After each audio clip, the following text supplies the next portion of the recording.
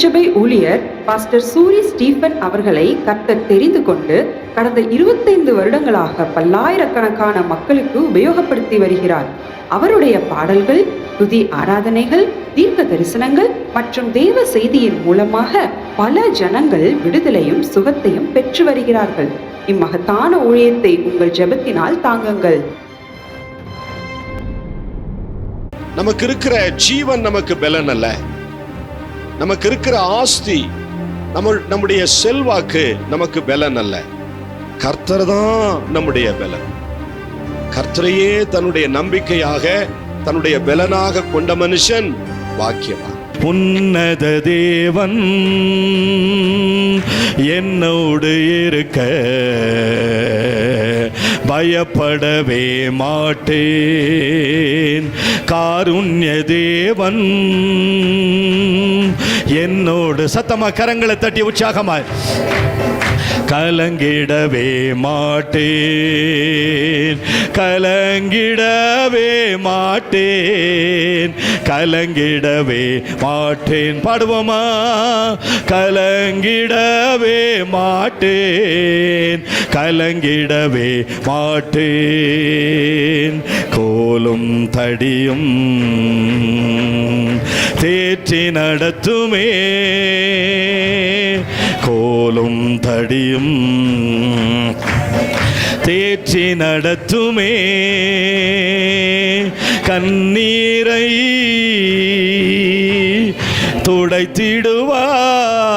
துடைத்திடுவார், தாயை போல் தேற்றிடும் உன்னத தேவன் இவரே, இவரே.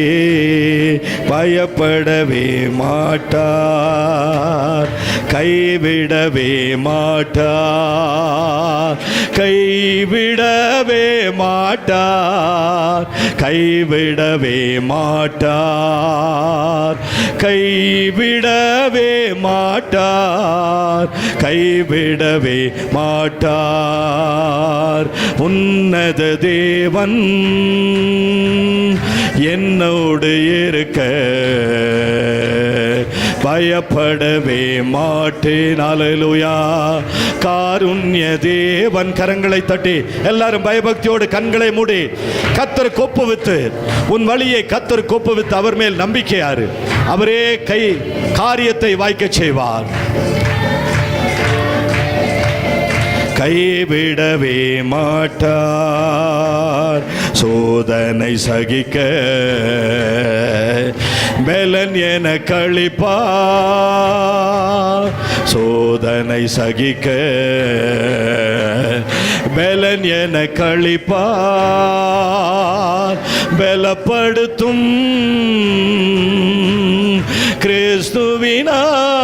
கிறிஸ்துவினார் எல்லாம் செய்ய பலன் என கழிப்பார். இயேசு, இயேசு கைவிடவே மாட்டார். கரங்களை தட்டி கைவிடவே மாட்டார், கைவிடவே மாட்டார், கைவிடவே மாட்டார், கைவிடவே மாட்டார், கைவிடவே. உன்னத தேவன் என்னோடு இருக்க பயப்படவே மாட்டேன். காருண்ய தேவன் என்னோடு இருக்க கலங்கிடவே மாட்டேன். கர்த்தரின் சார்பினில் இருக்கும் போது, கர்த்தரின் சார்பினில் இருக்கும் போது எனக்கு எதிரா நிற்பவன் யார்? கர்த்தரே யுத்தம் செய்திடுவார். வருவாரே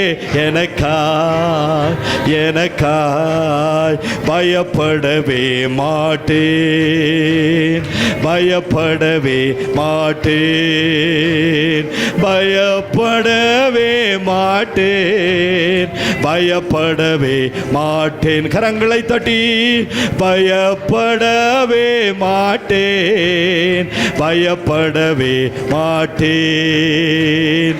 உன்னத தேவன் உன்னுடன் இருக்க உள்ளமே கலங்காதே. உன்னத தேவன் உன்னுடன் இருக்க உள்ளமே கலங்காதே. அவர் நல்லவரே என்றும் வல்லவரே, நன்மைகள் குறையாதே. அவர் வல்லவரே என்றும் நல்லவரே, நன்மைகள் குறையாதே. உன்னத தேவன் உன்னுடன் இருக்க உள்ளமே கலங்காதே. உன்னத தேவன் உள்ளமே கலங்காதே. தாழ்மையில் இருந்த உன்னை தயவாய் நினைத்தவர், தாழ்மையில் இருந்த உன்னை பரிசுத்தமாக்கியவர். தாழ்மையில் கிடந்த உன்னை, தாழ்மையில் கிடந்த உன்னை தம் தயவாள் தூக்கியவர், தம் தயவாள் தூக்கியவர். உன்னத தேவன் உன்னுடன் இருக்க உள்ளமே கலங்காது. எல்லாரும் கரங்களை தட்டி உன்னுடன் இருக்க அந்நாளில் தம் பாதம் அமர்ந்த அந்நாளின் ஜெபம் கேட்டார். அந்நாளில் தம் பாதம் அமர்ந்த அந்நாளின் ஜெபம் கேட்டார். அநாதையாய் தவித்த, அநாதையாய் தவித்த அந்த ஆகாரின் துயர் தீர்த்தார், அந்த ஆகாரின் துயர் தீர்த்தார். உன்னததே உன்னுடன் இருக்க உள்ளமே கலங்காது. எல்லாரும் உற்சாகமாக விடுதலையோடு கூட கரங்களை தட்டி வாய்களை திறந்து பாடுங்க. இயேசுவின் முன் நடந்தால் நீ யோர்தானை கடந்திடலாம். இயேசுவின் முன் நடந்தால் நீ யோர்தானை கடந்திடலாம். விசுவாசம் உனக்கு இருந்தால், விசுவாசம் உனக்கு இருந்தால் அந்த எரிகோவை தகர்த்திடலாம், அந்த எரிகோவை தகர்த்திடலாம். உன்னத தேவன் உன்னுடன் இருக்க உள்ளமே ஹல்லேலூயா. உன்னத தேவன் உன்னுடன் இருக்க உள்ளமே கலங்காதே. அவர் நல்லவரே என்றும் வல்லவரே, நன்மைகள் குறையாதே. அவர் வல்லவரே என்றும் நல்லவரே, நன்மைகள் குறையாதே. பாடுவோம் மகிழ்வோம் கொண்டாடுவோம், அப்பா சமூகத்தில் பாடி மகிழ்ந்து கொண்டாடுவோம். பாடுவோமா? பாடுவோம் மகிழ்வோம் கொண்டாடுவோம், அப்பா சமூகத்தில் கொண்டாடுவோம். அவர் எந்தன் சங்கீதமானவர், பலமுள்ள கோட்டையுமாம். ஜீவனின் அதிபதியான அவரை ஜீவிய காலமெல்லாம் வாழ்த்திடுவோம். ஜீவனின் அதிபதியான அவரை ஜீவிய காலமெல்லாம் வாழ்த்திடுவோம். அவர் எந்தன் சங்கீதமானவர், 2-3 பேர் எந்த நாமத்தினால் இருதயம் ஒருமித்தால் அவர் நடுவில். 2-3 பேர் எந்த நாமத்தினால் இருதயம் ஒருமித்தால் அவர் நடுவில் இருப்பேன் என்ற நமது தேவன். இருப்பேன் என்ற நமது தேவன். இரு கரம் தட்டி என்றும் வாழ்த்திடுவோம். இரு கரம் தட்டி என்று வாழ்த்திடுவோம். அவர் எந்தன் சங்கீதமானவர், பலமுள்ள கோட்டையுமாம், ஜீவனின் அதிபதி. ஜீவிய காலமெல்லாம் வாழ்த்திடுவோம். ஜீவனின் அதிபதி ஞான அவரை ஜீவிய காலமெல்லாம் வாழ்த்திடுவோம். வானம் மழையினால் துதி சொல்லும், பூமி விளைச்சலால் துதி சொல்லும். வானம் மழையினால் துதி சொல்லும், பூமி விளைச்சலால் துதி சொல்லும். கடலும் மலைகளால் துதி சொல்லும், கடலும் அலைகளால் துதி சொல்லும். மலர் தேனினிமையால் துதி சொல்லும், வானம் மழையினால் துதி சொல்லும், பூமி விளைச்சல துதி சொல்லும். ஐயா வாழ்க வாழ்க, உம் நாமம் வாழ்க. ஐயா வாழ்க வாழ்க. கண்களை மூடி கரங்களை தட்டி எல்லாரும் பயபக்தியோடு கூட ஐயா வாழ்க வாழ்க வாழ்க, உம் நாமம் வாழ்க. ஐயா வாழ்க வாழ்க வாழ்க, உம் நாமம் வாழ்க. ஆராதிக்க வந்தோம், அன்பு கூற வந்தோம், யெகோவா தேவனையே. துதித்திட வந்தோம், தொழுதிட வந்தோம், தூயவர் இயேசுவையே. கரங்களை தட்டி ஆராதிக்க வந்தோம், அன்பு கூற வந்தோம், யெகோவா தேவனையே. துதித்திட வந்தோம், தொழுதிட தூயவர் இயேசுவையே. ஆலயம் செல்லுவதே அது மகிழ்ச்சியை தந்திடுதே. ஆலயம் செல்லுவதே அது மகிழ்ச்சியை தந்திடுதே. என் சபையுடனே உம்மை துதித்திடவே கிருபையும் கிடைத்திட்டதே. சபையுடனே உம்மை துதித்திடவே கிருபையும் கிடைத்திட்டது. அலங்கார வாசலாலே பிரவேசிக்க தெய்வ வீட்டின் நன்மையாளே நிரம்பிட வந்து நிற்கிறோம். அலங்கார வாசலாலே பிரவேசிக்க வந்து நிற்கிறோம். தெய்வ வீட்டின் நன்மையாலே நிரம்பிட வந்து நிற்கிறோம். அதிகாலை ஸ்தோத்திர பலி அப்பா அப்பா உங்களுக்கு தான் ஆராதனை. ஸ்தோத்திர பலி அப்பா அப்பா உங்களுக்கு தான் அதிகாலை. ஸ்தோத்திர பலி அப்பா அப்பா உங்களுக்கு தான் ஆராதனை. ஸ்தோத்திர பலி அப்பா அப்பா உங்களுக்கு தான். அப்பா அப்பா உங்களுக்கு தான். அப்பா அப்பா உங்களுக்கு தான் அதிகாலை ஸ்தோத்திர பலி.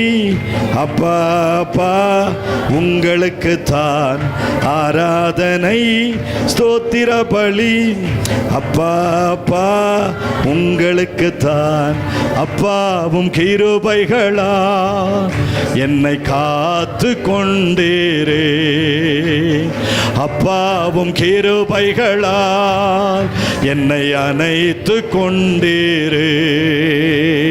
அப்பாவும் கிருபைகளால் என்னை காத்து கொண்டீரே. அப்பாவும் கிருபைகளால் என்னை அணைத்து கொண்டீரே. தாங்கி நடத்தும் கிருபை இது, தாழ்வில் நினைத்த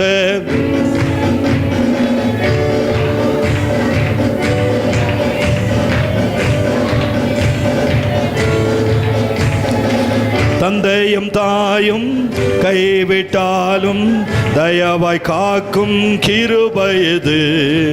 தந்தையும் தாயும் கைவிட்டாலும் தயவாய் காக்கும் கிருபை இது. ஹல்லேலூயா ஹல்லேலூயா ஹல்லேலூயா ஹல்லேலூயா ஹல்லேலூயா ரா ரா ரா ரா ரா ரா ஹல்லேலூயா.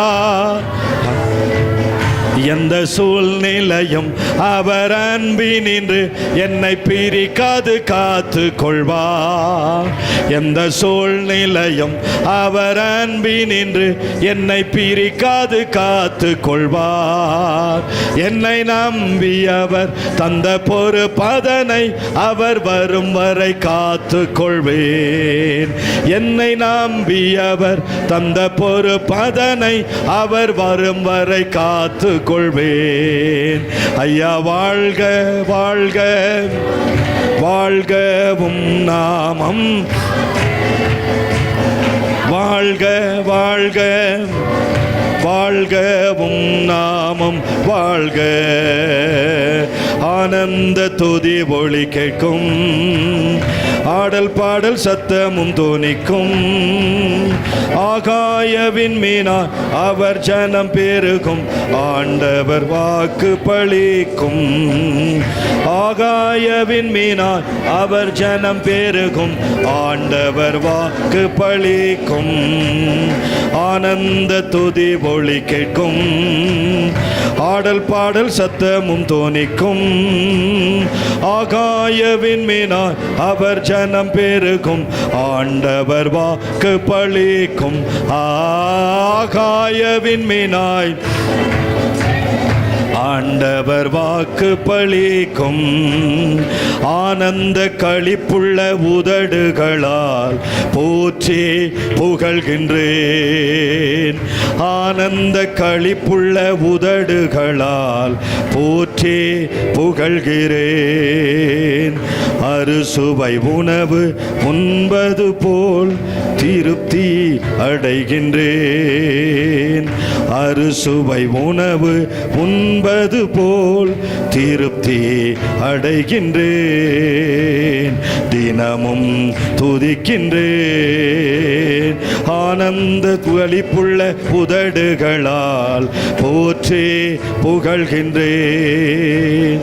மேலானது பேரன்பு, உயிரினும் மேலானது. மேலானது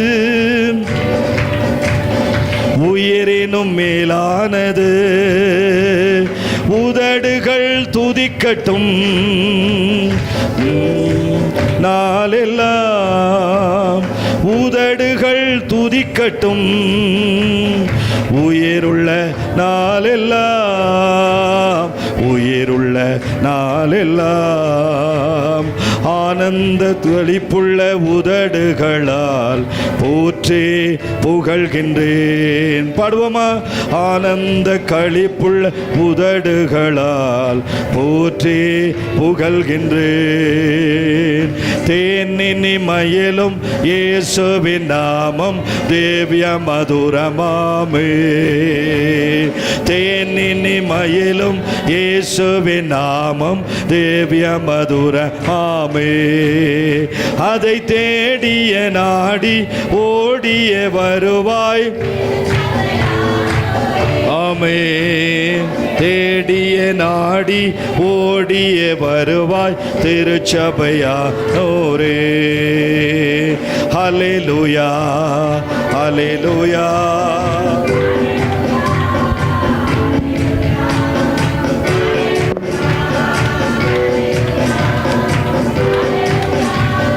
ஹல்லேலூயா ஹalleluya ஹalleluya ஹalleluya ஹalleluya. ஐயா வாழ்க வாழ்க வாழ்க உம் நாமம் வாழ்க. ஐயா வாழ்க வாழ்க வாழ்க உம் நாமம் வாழ்க. பொழிந்திடும் வல்லமை உன்னதத்தின் வல்லமை, ஆவியின் வல்லமை, அக்கினியின் வல்லமை. பொழிந்திடும் வல்லமை உன்னதத்தின் வல்லமை, ஆவியின் வல்லமை, அக்கினியின் வல்லமை. ஜீவிக்கிறார் இயேசு ஜீவிக்கிறார், என் உள்ளத்தில் அவர் ஜீவிக்கிறார். என்னல் துணையவரே என்றென்றும் பாடுவோமா? ஜீவிக்கிறார் இயேசு ஜீவிக்கிறார், என் உள்ளத்தில் அவர் ஜீவிக்கிறார். துன்பத்தில் என்னல் துணையவரே என்றென்றும் ஜீவிக்கிறார். ஹல்லேலூயா ஹல்லேலூயா ஹல்லேலூயா ஹல்லேலூயா ஹல்லேலூயா. ரபலப ரபலப ரபா ஹல்லேலூயா ஹல்லேலூயா. கர்த்தருக்கு மகிமை உண்டாகட்டும்.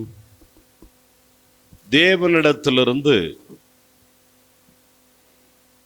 இந்த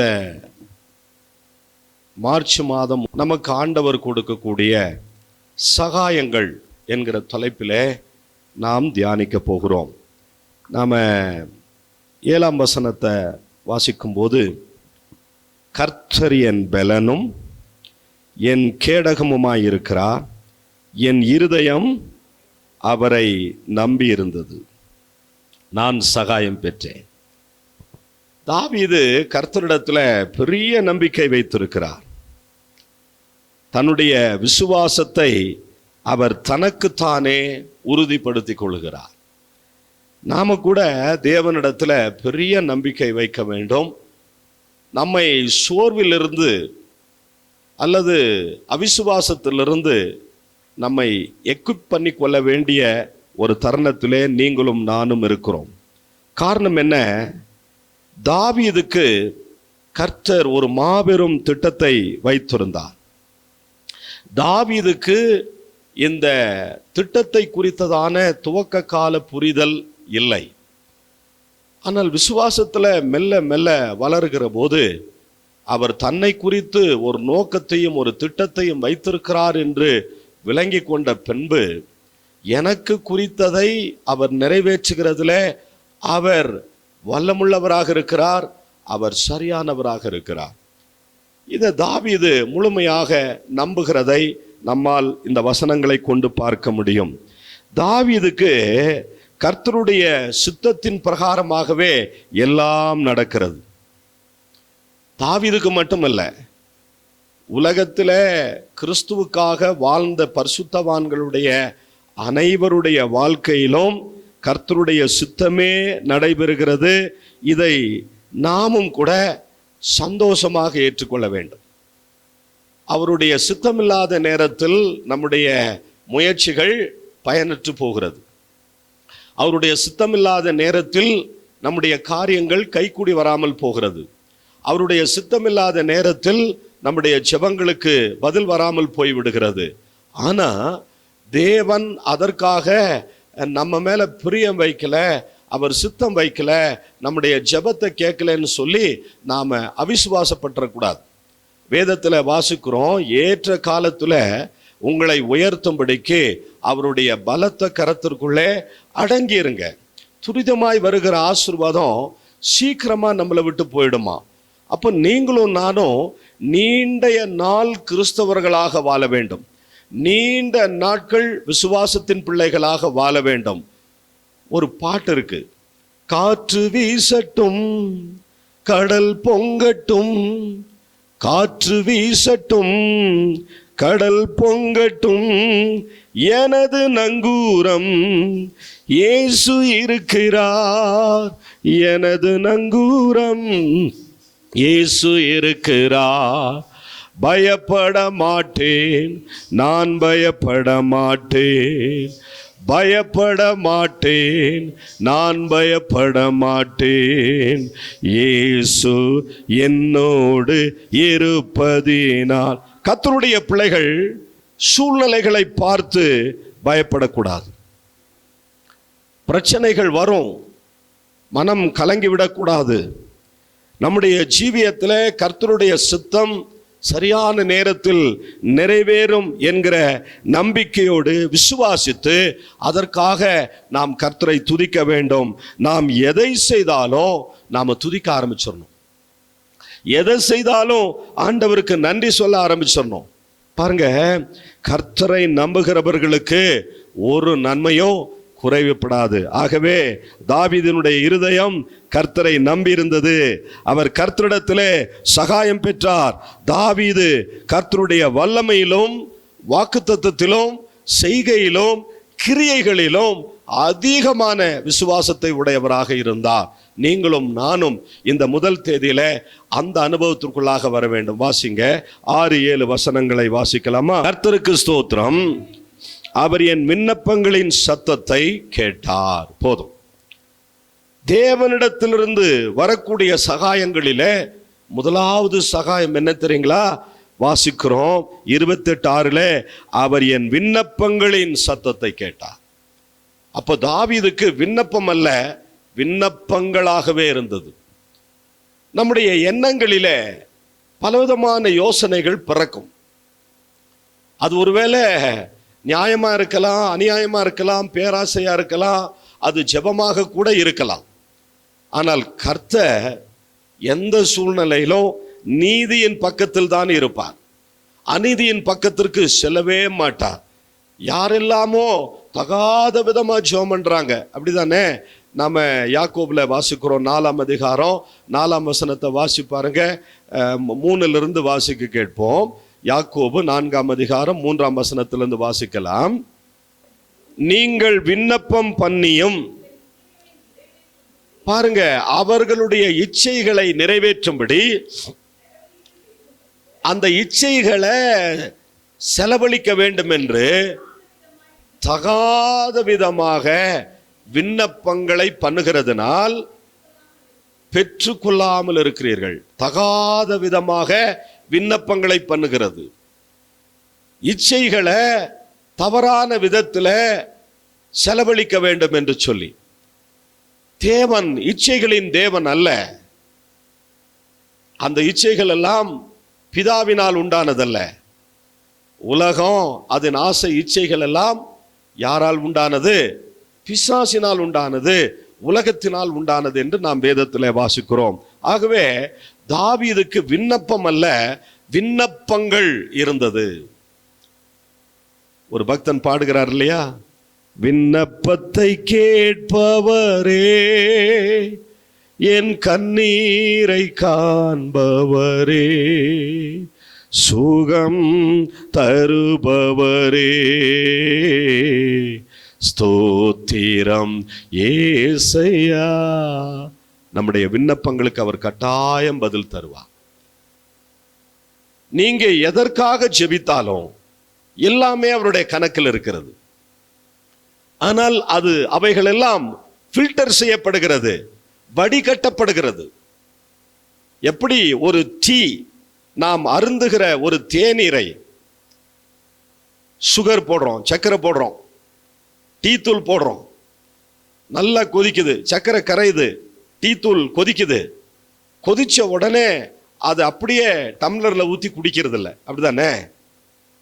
டீ தூள் கெட்டதா என்ன? சர்க்கரை கெட்டதா என்ன? அது போட்டாதான் அது டீயா மாறும். அப்போ 3ஐயும் சேர்க்க வேண்டியதா இருக்கு, பால், சர்க்கரை, டீ தூள். அதை நல்லா கொதிக்க வைக்கணும்.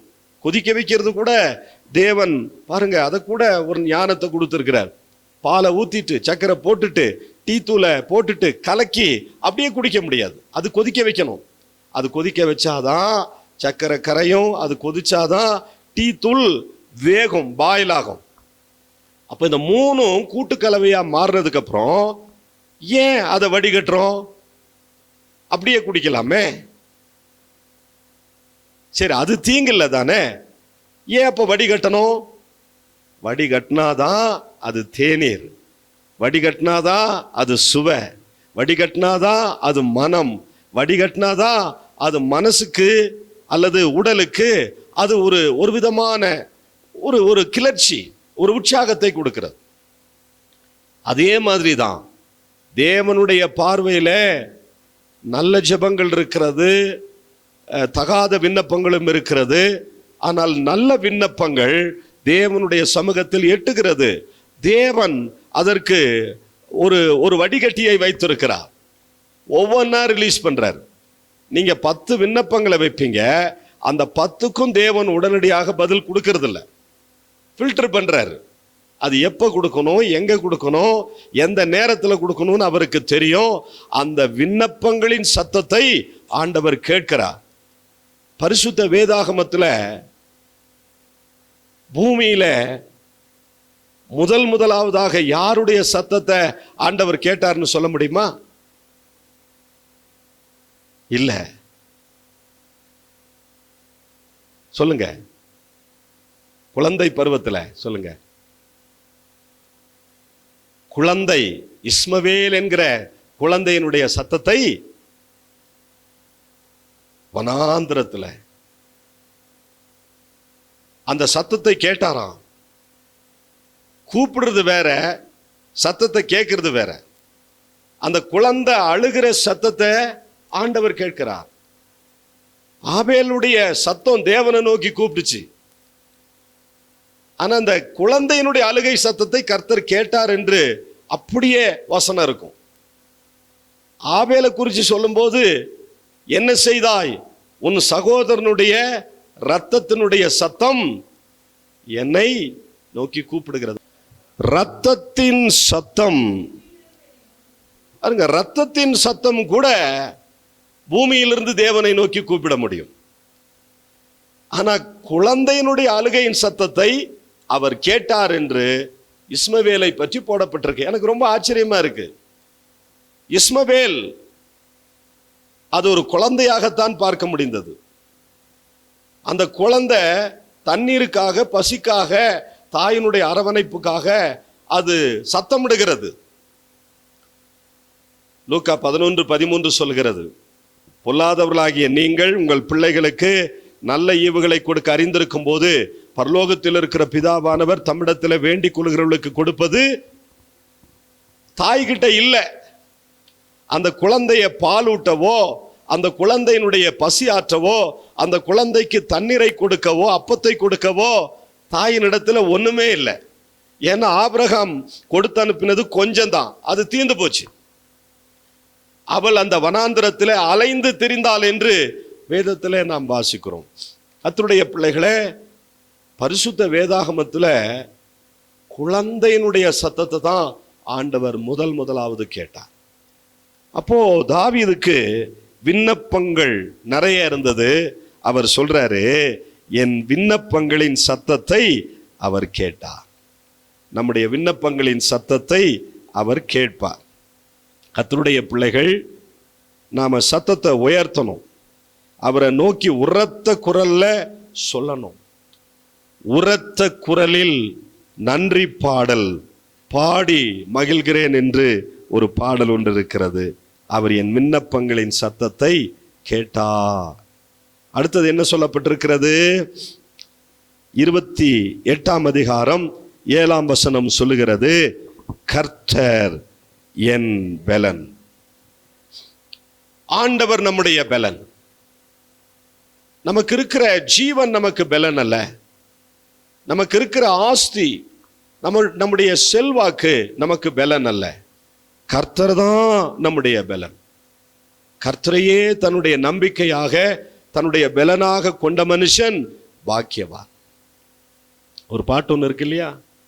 என் பெலனாகிய கர்த்தாவே, நான் உம்மையே நம்பியுள்ளேன், நான் கைவிடப்படுவதில்லை.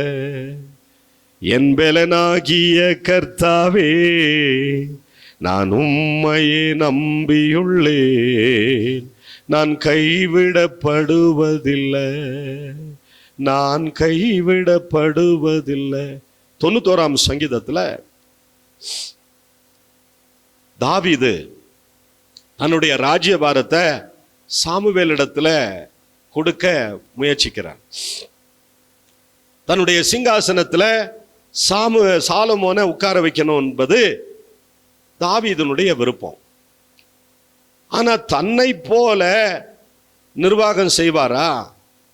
தாவீதுக்கு எத்தனை யுத்தங்கள், எத்தனை விதத்திலே ஆபத்து, எத்தனை விதத்திலே மரணச்சேதங்கள், எத்தனை விதத்திலே போராட்டங்கள், அதையெல்லாம் சகித்து எல்லா சூழ்நிலைகளை தாண்டி கர்த்தர் தாவீதினுடைய ராஜ்யபாரத்தை ஸ்தாபித்த போது தன்னுடைய முதிர் வயதிலே அந்த ராஜ்யபாரத்தை சாலமோனுடைய கையில கொடுக்கணும்னு ஆசைப்படுறாரு. ஆனா அவருக்குள்ளார கொஞ்சம் ஐயம் இருக்கு.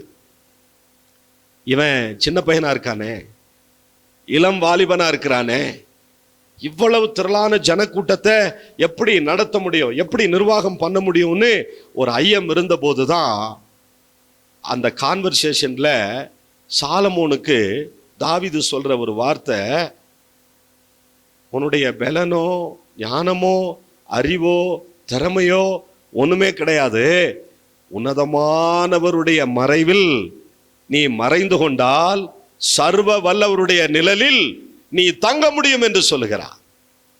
நாம் ஒவ்வொருத்தரும் அப்படிதான் உன்னதமானவருடைய நிழலில் வர வேண்டும்.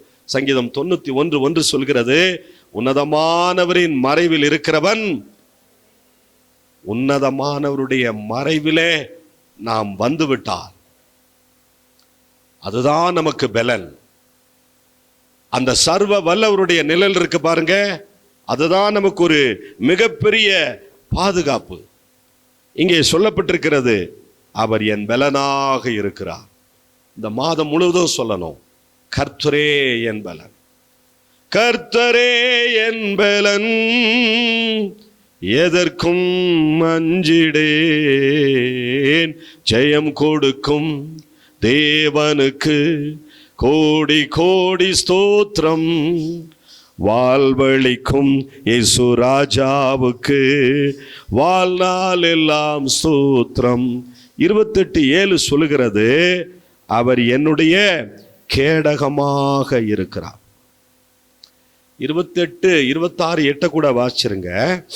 கர்த்தர் அவர்களுடைய பலன், அவரே தாம் அபிஷேகம் பண்ணினவனுக்கு அவரே அவர்களுடைய பலன். இஸ்ரவேலருக்கு பலன் அவர்தான். ஒவ்வொரு தனிப்பட்ட மனுஷனுக்கும் பலன் அவர்தான். இந்த கிறிஸ்தவம் ஏன் இன்றைக்கு வரைக்கும் நிலைத்திருக்கிறது என்று சொன்னால், இந்த அஸ்திபாரம் மனுஷன் போட்டதல்ல. இது ஒரு மதமாக பார்க்கப்பட மாட்டாது. இது புதிதும் ஜீவனும் நிறைந்த ஒரு மார்க்கமாக காணப்படுகிறது. ஆகவே அவர் பலனாக இருக்கிறது மட்டுமல்ல, அவர் என்னுடைய கேடகமாக இருக்கிறார். கேடகம் நீரே, மகிமையும் நீரே, தலை நிமிர செய்பவர் நீரே, தலை நிமிர செய்பவர் நீரே. அவர் நமக்கு கேடகமாக இருக்கிறார். கேடகம் என்பது என்ன? ஒரு செவ்வக வடிவத்தில் இருக்கிற ஒரு தன்னை பாதுகாத்து கொள்ளக்கூடிய ஒரு தடுப்பு ஆயுதம். அன்றைக்கெல்லாம் குண்டுகள் இல்லை, அன்றைக்கெல்லாம் ராக்கெட்டுகள் கிடையாது. அன்றைக்கெல்லாம் கூடுமான வரைக்கும் கேடகமும் ஈட்டியும் பட்டையும் தான் பயன்படுத்தப்பட்டது. அப்ப கேடகம் ஏறக்குரிய ஒரு 3 அடிக்கு 3 அடி அல்லது ஒரு 4 அடிக்கு 4 அடி ஒரு மனுஷனுடைய உருவத்தை மறைத்து கொண்டு எதிராளி தாக்கக்கூடிய தாக்குதலை தடுத்து நிறுத்தக்கூடிய ஒன்றுதான் கேடகம். அப்போ சாத்தான் எய்யக்கூடிய அக்னியாஸ்திரங்கள் எல்லாம் அவிழ்த்து போடத்தக்கதாக விசுவாசம் என்னும் கேடகத்தை பிடித்தவர்களாய் நில்லுங்கள். அப்போ அவர் நம்முடைய கேடகமாக இருக்கும்போது தலை பாதுகாக்கப்படுகிறது, முழு உடலும் பாதுகாக்கப்படுகிறது, என்னுடைய கை பாதுகாக்கப்படுகிறது, என்னுடைய ஷோல்டர் பாதுகாக்கப்படுகிறது, இந்த கேடகத்தை இடது கையிலும் பாவிப்பார்கள், வலது கையிலும் பாவிப்பார்கள். சில நேரங்களில் வாள் தவறி கீழே விழுந்து விட்டால் அந்த கேடகத்திலேயே தடுத்து தடுத்து தப்பித்து கொள்ள முடியும். அதை அந்த கேடகத்திலேயே எதிராளிய வீழ்த்தக்கூடிய ஒரு கவசமாகவும் அது காணப்படுகிறது.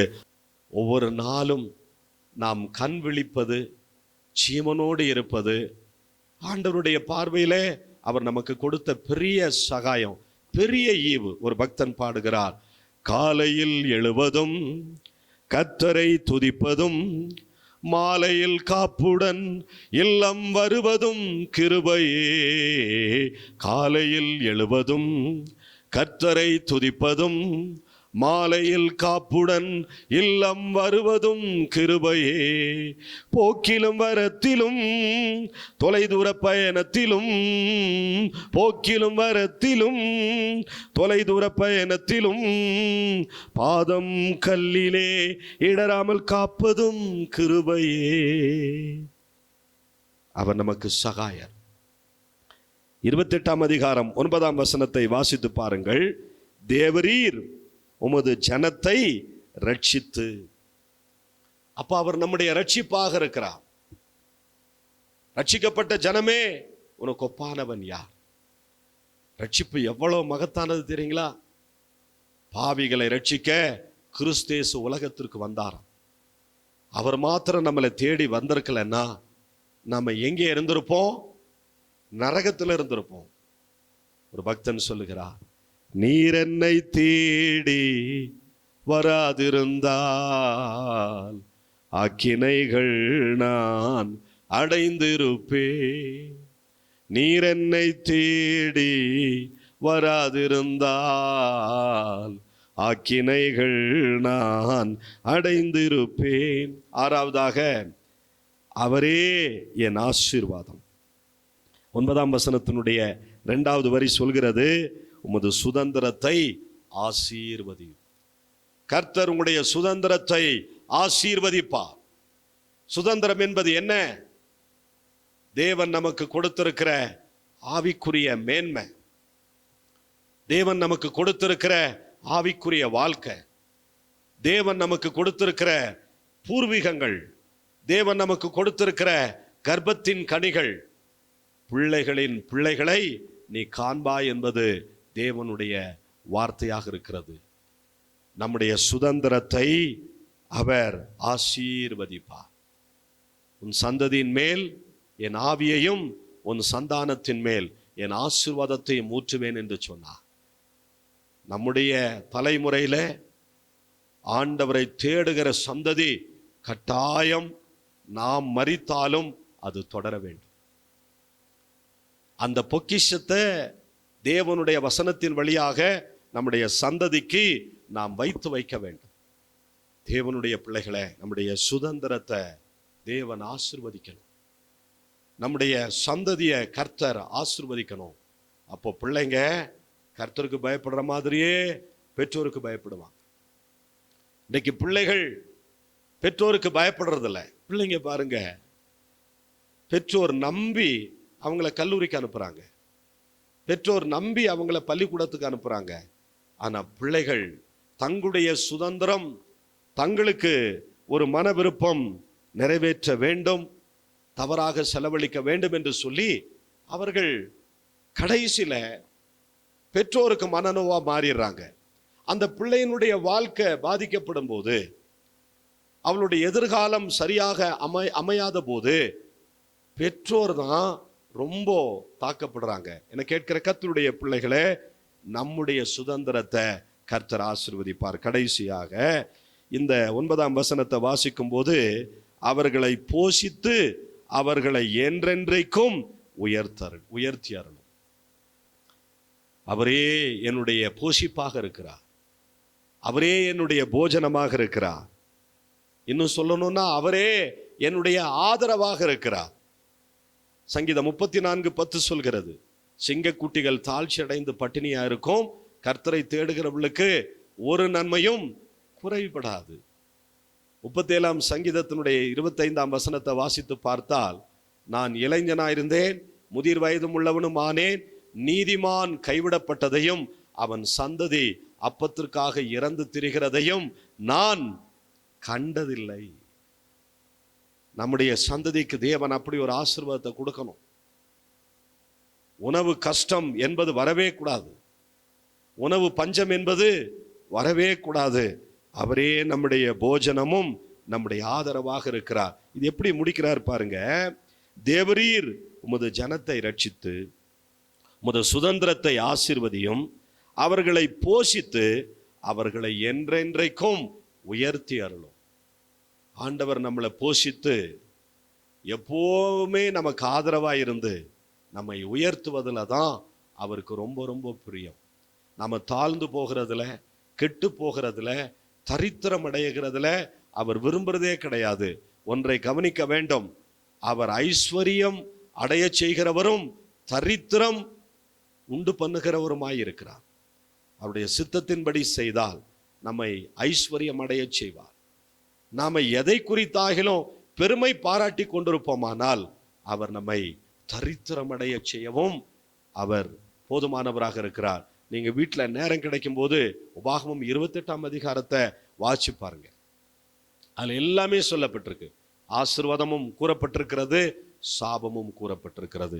இன்றைக்கு நாம தியானித்த செய்தி என்னன்னா, தேவனிடத்திலிருந்து நமக்கு வரக்கூடிய சகாயங்கள் என்னென்ன? அவர் என் விண்ணப்பங்களின் சத்தத்தை கேட்பார். இரண்டாவது, அவர் என் பலனாக இருக்கிறார். மூன்றாவது, அவர் என்னுடைய கேடகமாக இருக்கிறார். நான்காவது, அவர் என் சகாயமாக இருக்கிறார். ஐந்தாவது, அவர் என் ரட்சிப்பாக இருக்கிறார். ஆறாவது, அவரே என் ஆசீர்வாதமாக இருக்கிறார். ஏழாவது, அவரே என் போஜனமும், அவரே என்னுடைய ஆதரவும், அவரே என்னை உயர்த்துகிறவருமாக இருக்கிறார். இந்த 1ஆம் தேதியிலே இந்த வார்த்தைகளின் மேல விசுவாசம் வைத்து நம்மை முழுவதுமாக தேவனுக்கு அர்ப்பணிப்போம். கர்த்தர் நம்மை ஆசீர்வதிப்பாராக. ஜெபிக்கலாமா? அன்பும் இரக்கமும் தயவும் நிறைந்த நல்ல பிதாவே, இந்த நாளிலே இந்த நிகழ்ச்சியை பார்த்து கொண்டிருக்கிற, இந்த தொலைக்காட்சியின் வழியாக உம்முடைய அன்பை ருசித்து கொண்டிருக்கிற ஒவ்வொரு சகோதர சகோதரிகளுக்கும், அவர்கள் யாராக இருந்தாலும், அவருடைய பின்னணிகள் எதுவாக இருந்தாலும், அவருடைய தேவைகள் சந்திக்கப்படட்டும், அவருடைய வியாதிகள் மாறட்டும், அவளுக்கு உண்டான நன்மையும் சௌக்கியத்தையும் தேவன் உறுதிப்படுத்துவீராக. ஒவ்வொரு நாளும் வாக்குத்தத்தங்களையும் ஆசீர்வாதங்களையும் பொருளாதார நன்மைகளையும் கொடுத்து ஜனங்களை ஊக்கப்படுத்துவீராக, உற்சாகப்படுத்துவீராக. ஒவ்வொரு ஆண்டவர் நிகழ்ச்சியும் பார்க்கிற போது ஜனங்களுக்குள்ளே பெரிய பெரிய மாற்றம் உண்டாகட்டும் ஆண்டவரே. அற்புதங்கள் நடக்கட்டும், கட்டுகள் உடையட்டும் ஆண்டவரே. பலவிதமான ஆராய்ந்து முடியாத பெரிய காரியங்களை இந்த நிகழ்ச்சிகளின் வழியாக நீர் செய்கிறீர். அதற்காய் ஸ்தோத்திரம். தொடர்ந்து சத்தியத்தில் பிள்ளைகளை பலப்படுத்துங்க ஆண்டவரே. ஜனங்கள் உம்மை நேசிக்க, நம்முடைய ஊழியங்களை நேசிக்க, இந்த ஊழியங்களுக்காக ஜெபிக்க அவருடைய உள்ளங்களை திறந்தருளும். கர்த்தருடைய நாமம் மாத்திரம் மகிமைப்படுவதாக. இந்த நிகழ்ச்சிகளை தாங்க எங்கள் அன்பு பிள்ளைகள் முன் வருவார்களாக. இயேசு கிறிஸ்துவின் நாமத்தில் ஜெபிக்கிறோம் நல்ல பிதாவே, ஆமென். God bless you. அருமையானவர்களே, இந்த நிகழ்ச்சியை தவறாமல் தாங்குவதற்கு, ஜெபிப்பதற்கு, கொடுப்பதற்கு நீங்கள் முன்வாருங்கள். ஆண்டவர் உங்களையும் உங்கள் குடும்பத்தையும் அபரீதமாக ஆசீர்வதிப்பார். அடுத்த நிகழ்ச்சியில் சந்திக்கிறேன். God bless you.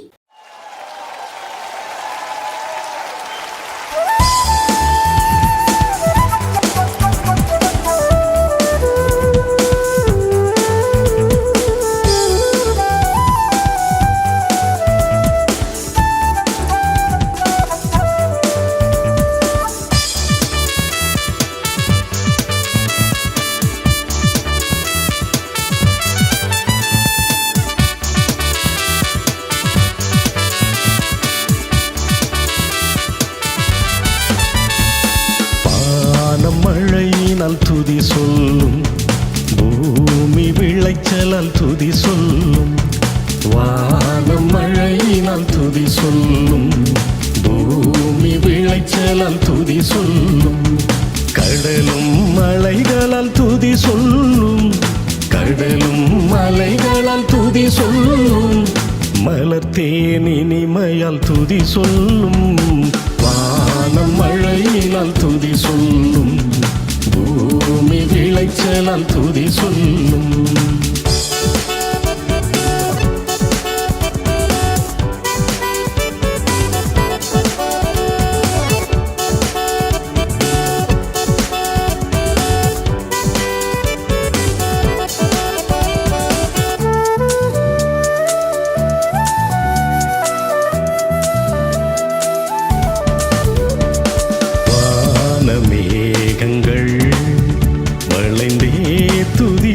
துதிக்கும் ஜாலங்கள், வானின் நட்சத்திரங்கள் வணங்கிய துதிக்கும் ஓசைகள், வான மேகங்கள் வளைந்தே துதிக்கும் ஜாலங்கள், வானின் நட்சத்திரங்கள் வணங்கிய துதிக்கும் ஓசைகள், மலரும் நிலவின் ஒளியும் வாயால் துதித்து பாடும், மலரும் நிலவின் ஒளியும் வாயால் துதித்து பாடும், வானில் உள்ள யாவும் துதித்திடும், வானம் மழையினால் துதி சொல்லும், பூமி விளைச்சலால் துதி சொல்லும், வானம் மழையினால் துதி சொல்லும், பூமி விளைச்சலால் துதி சொல்லும்.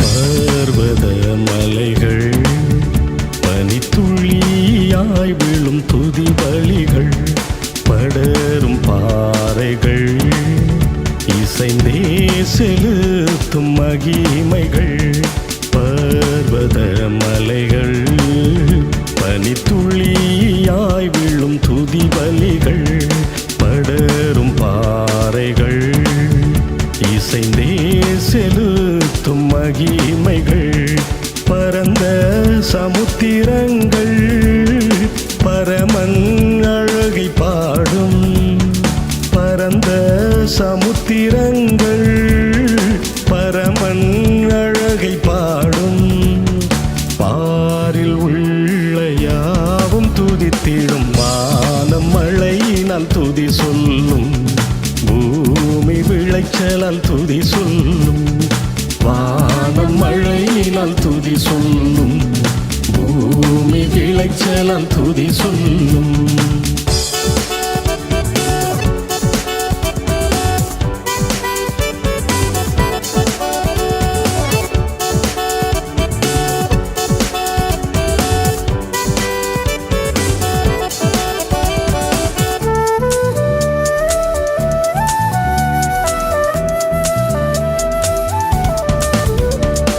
பெரியோர் சிறியோரே மிக பெரியவரை நாம் வாழ்த்திடுவோம், பெரிதான முழக்கத்துடன் பெரும் இரைச்சலாய் நாம் துதித்திடுவோம், பெரியோர் சிறியோரே மிக பெரியவரை நாம் வாழ்த்திடுவோம், பெரிதான முழக்கத்துடன் பெரும் இரைச்சலாய் நாம் துதித்திடுவோம், அனுதினம் ஆண்டவர் இயேசுவை ஆசையாய் பின்தொடர்வோம், அனுதினம் ஆண்டவர் இயேசுவை ஆசையாய் பின்தொடர்வோம், ஆராதனை ஆராதனை செய்திடுவோம், வானம் மழையினால் துதி சொல்லும், பூமி விளைச்சலால் துதி சொல்லும், வானம் மழையினால் துதி சொல்லும்,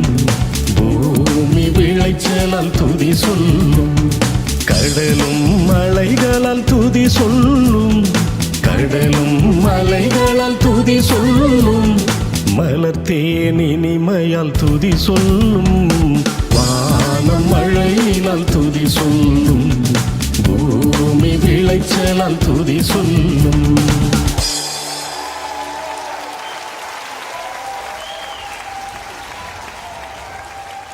இந்த நிகழ்ச்சியை பார்த்து கொண்டிருக்கிற கர்த்தருடைய பிள்ளைகளே, நாம் என்னென்ன ஊழியங்களை செய்கிறோம் என்பதை தெரியப்படுத்த வேண்டிய அவசியம் இருக்கிறது.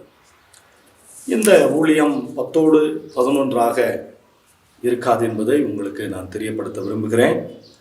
நம்முடைய ஊழியங்களினுடைய நோக்கம், தரிசனம், முகாந்திரம் என்னவென்றால், பல தொலைக்காட்சிகளின் வழியாக கிறிஸ்துவை இந்த உலகத்திற்கு, ஆண்டவரை அறியாத ஜனங்களுக்கு இந்த தொலைக்காட்சிகளின் மூலமாக, சமூக வலைத்தளங்கள், சோசியல் மீடியாக்கள் வழியாக ஆண்டவராகிய இயேசு கிறிஸ்துவினுடைய அன்பையும் சுவிசேஷத்தையும் அறிவிப்பது. அது மட்டுமல்ல, கிராமங்களில் ஆலயங்களை ஏற்படுத்துவது, கட்டுவது, சபைகள் இல்லாத இடத்திலே சபைகளை நாட்டுவது, மிஷனரிகளை அனுப்புவது, மிஷனரி ஊழியங்களை தாங்குவது, அத்துடன் ஊழியர்களை ஊக்குவிப்பதற்காக கருத்தரங்குகளை நடத்துவது, மறுரூப ஜெப முகாம்களை நடத்துவது நம்முடைய ஊழியத்தினுடைய ஒரு பகுதி. அது மட்டுமல்ல, பாடல் ஊழியங்கள். இதுவரைக்கும் 7 வால்யங்களை வெளியிட்டிருக்கிறோம். புதிய புதிய பாடல்கள் தொடர்ந்து வெளிவரப்போகிறது. அந்த பாடல்கள் வழியாக பல்லாயிரக்கணக்கான மக்கள் ஆண்டவருடைய அன்புக்குள்ளே வந்திருக்கிறார்கள். குறிப்பாக யெகோவா நாமங்கள் போன்ற அந்த பாடல்கள் எல்லாம் நீங்கள் கேட்டிருக்கிற ஒன்று, நீங்கள் அறிந்திருக்கிற ஒன்று. எனவே ஊழியர்களை உற்சாகப்படுத்துகிற வண்ணமாக, திருச்சபைகள் பலன் பெறுகிற வண்ணமாக, சத்தியத்தில் வளர்கிற வண்ணமாக நாம் நிறைய முயற்சிகளை, கூட்டங்களை நடத்துகிறோம். பாடல் ஊழியங்களை, புதிய பாடல்களை வெளியிடுவது மட்டுமல்ல, திருச்சபைகளை உற்சாகப்படுத்துவது, மாவட்டங்கள் தோறும், தலைநகரங்கள் தோறும், தாலுக்காக்கள் தோறும், திருச்சபைகள் தோறும் துதி ஆராதனைகளை நடத்துவது. 72 மணி நேரம், 24 மணி நேரம், 12 மணி நேரம், 7 மணி நேரம் நல்ல இசைக்கலைஞர்களோடு கூட இணைந்து இந்த ஊழியங்களை நாம் செய்து வருகிறோம். அது மட்டுமல்ல, சமுதாய பணிகள் செய்வது நம்முடைய முக்கியமான தரிசனங்களில் அதுவும் ஒன்று. கடந்த நாட்களிலே பல மாநிலங்கள், மணிப்பூர் போன்ற இடங்களுக்கெல்லாம் சென்று வர தேவன் கிருபை பாராட்டினார். நீங்களும் அதில் பங்கு பெற, இந்த ஊழியங்களிலே பங்கு பெற, பங்காளர்களாக மாற, ஜெபிக்க, கொடுக்க, பிரத்யேகமாக ஆலயங்களை கட்ட, உங்கள் குடும்பத்தின் சார்பில், உங்கள் பெயர் சார்பில், உங்களுடைய நல்ல விசேஷங்கள் சார்பில் ஆலயங்களை கட்ட முன்வரும்படி உங்களை அன்போடு கூட கேட்டுக்கொள்கிறேன். மேலும் இதை பற்றினதான உங்களுக்கு தகவல் அறிய விரும்பினால் எங்களுடைய அலைபேசி எண்களை நீங்கள் தொடர்பு கொள்ளலாம். அது மட்டுமல்ல, உங்களுடைய ஜெப குறிப்புகளை எங்களுக்கு கடிதங்கள் மூலமாக, வாட்ஸ்அப் மூலமாக, அலைபேசியின் மூலமாக நீங்கள் அழைக்கலாம், தெரிவிக்கலாம். நாங்கள் உங்களுக்காக ஜெபிப்போம். உங்கள் வாழ்க்கையில் தீராத வியாதியா, கடன் தொல்லையா, தோல்வி நிறைந்த வாழ்க்கையா, தீய வல்லமைகளின் போராட்டமா, இவை அனைத்திலிருந்தும் மெய்யான விடுதலை பெற ஆசீர்வதிக்கப்பட்ட இயேசுவின் நாமத்தில் உங்களை அன்புடன் அழைக்கிறோம். நீங்கள் தொடர்பு கொள்ள வேண்டிய முகவரி: Ooty new life church, 2B Theresa view, finger post, Ooty. Cell 9430176445, 9361240636. ஆராதிக்க வாருங்கள், ஆசீர்வாதத்தை பெற்று திரும்புங்கள். பரிசுத்த ஆவியோடும் உண்மையோடும் நமது தேவாதி தேவனை ஆராதிக்க, பரலோக பிரசன்னத்தை உணர, ஆவிக்குரிய வாழ்க்கையில் வளர, இன்னும் சிறந்து விளங்க, மெய்யான சத்தியத்தை கண்டுகொள்ள, தேவ சித்தத்தை அறிந்து கொள்ள, இந்த உலகத்தில் வெற்றியுள்ள வாழ்க்கை வாழ ஆராதிப்போம் வாருங்கள். நீங்கள் தொடர்பு கொள்ள வேண்டிய முகவரி: Ooty new life church, 2B Theresa view, finger post, Ooty. Cell 9430176445, 9361240636. New life திருச்சபை ஊழியர் பாஸ்டர் சூரி ஸ்டீபன் அவர்களை கர்த்தர் தெரிந்து கொண்டு கடந்த 25 வருடங்களாக பல்லாயிரக்கணக்கான மக்களுக்கு உபயோகப்படுத்தி வருகிறார். அவருடைய பாடல்கள், துதி ஆராதனைகள், தீர்க்க தரிசனங்கள் மற்றும் தேவ செய்தியின் மூலமாக பல ஜனங்கள் விடுதலையும் சுகத்தையும் பெற்று வருகிறார்கள். இம்மகத்தான ஊழியத்தை உங்கள் ஜெபத்தினால் தாங்குங்கள். இந்த நிகழ்ச்சியின் மூலம் நீங்கள் பெற்றுக்கொண்ட ஆசீர்வாதங்கள் மேலும் பலருக்கு கிடைக்க உங்கள் ஊக்கமான ஜெபங்களினாலும், காணிக்கைகளினாலும், நன்கொடைகளினாலும் தாங்குங்கள். உங்கள் காணிக்கைகளை போன்பே, ஜிபே மூலம் செலுத்த வசதிகள் உண்டு. Phone number 9443017645. எங்களுடைய வங்கி கணக்கு எண்: pastor Suri Stephen, Canara bank, account number 622100121137. IFSC code CNRB 00 162338. Ooty Mary's hill branch. Phone number 9443017645.